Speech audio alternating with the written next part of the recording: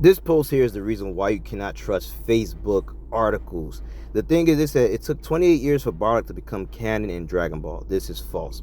Bardock is canon in Dragon Ball before it.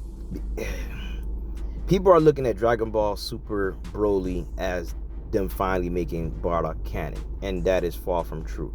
The truth is, the Bardock special was so good in having the backstory, which was not a original Toriyama creation, and Toriyama eventually adapted Bardock into the story after the special, and this was in Dragon Ball Z.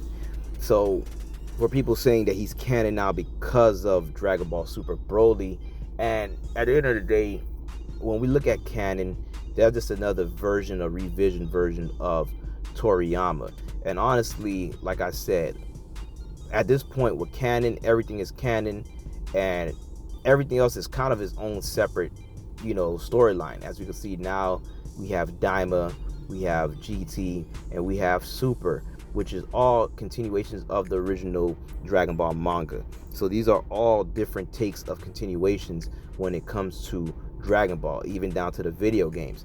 So at the end of the day, there is no mainline continuation of what the original manga of Dragon Ball, which was the original vision of Toriyama. Even though Toriyama have worked on all these different things where they all kind of overlap each other in different kind of ways and changing stuff, we have to look at it as Toriyama stepping in and making his own revisions when it comes to certain things like Dragon Ball Super Broly or Dragon Ball Minus, when we've seen Bardock in these different takes and events. But ultimately, down to the original manga, which is the true original canon. I want to talk about canon, which everything is still canon at the end of the day, but the original work of where all these other things are diluting from will be the manga.